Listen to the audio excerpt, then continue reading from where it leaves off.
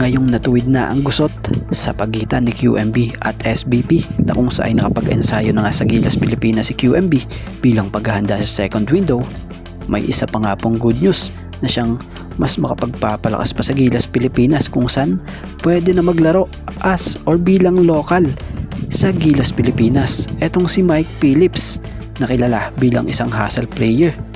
So yan ang ating mga tatalakayin. So kumpirmado na nga po talaga na maglalaro na para sa Gilas Pilipinas si Quintin Meliora Brown, kung saan kinumpirma yan ng SBP.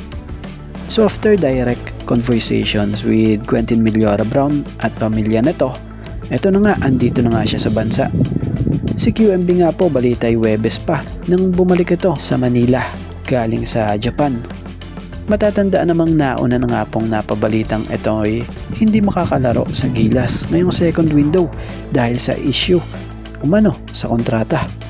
Pero ito nga ngayon, nagbago ang ihip ng hangin.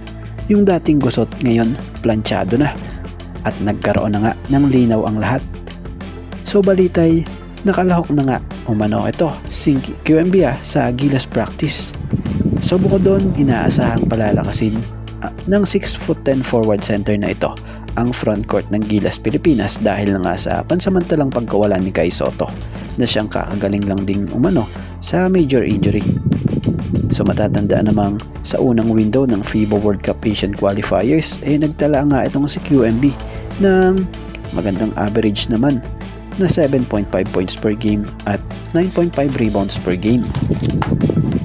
At ngayong second window, mas aasahan nga ang presensya ng isang QMB sa Gilas dahil hindi nga basta-bastang koponan itong kanilang mga makakalaban.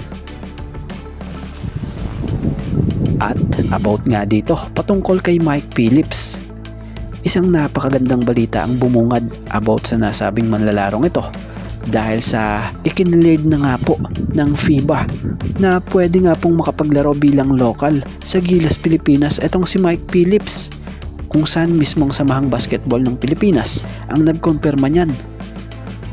Maging sa social media account nitong si Mike Phillips, kinumpirma din ito. At kita mo naman o ramdam mo sa kanya ang sobra niyang pagkasaya. So kagandahan pa nga po, kay Mike Phillips inaasahang magiging committed na rin talaga ito sa national team dahil sa nasambit nito batay sa naging post nga po ng SBP na ayon kay Mike Phillips, credit po, "It's a blessing and made a huge honor to officially be eligible to represent the Philippines. The opportunity to play for the national team is a long-time dream and an answered prayer. I'm beyond grateful to FIBA, the SBP, and everyone who supported this process." Dagdag pa nga nito, "Handa na po akong lumaban para sa ating bansa. Ibibigay ko lahat ng kaya ko at ang buong puso ko. I cannot wait to compete alongside my fellow Filipinos as we continue pushing Philippine basketball forward para sa bayan." So good news ito, napakagandang balita talaga dahil kung di nga tayo nagkakamali, 6'8" or 6'9" ang height nga nito. Produkto ito ng Lasal at kilala siya bilang super energetic player. Sobrang hustle kasi nito every game, mapa-offense at depensa. So dahil nga sa kaka-approve lang po kay Mike Phillips ng FIBA bilang local player para sa Gilas Pilipinas, asahan na sa hinaharap mapapasama na rin ito sa Gilas pool.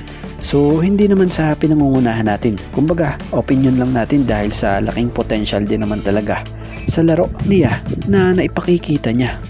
So marami nga rin napapabilib siya dahil sa potential niya talaga na meron siya. So nakaka-excite ito dahil magiging malaking tulong ang size at husay nito para sa Gilas Pilipinas. At siya nga pala, kagandahan rito, bata pa ito. Kung di tayo nagkakamali, nasa 23 years old pa lamang ito. So ngayon, anong magiging opinion nyo dito? Ngayong local player na sa Gilas Pilipinas, etong si Mike Phillips.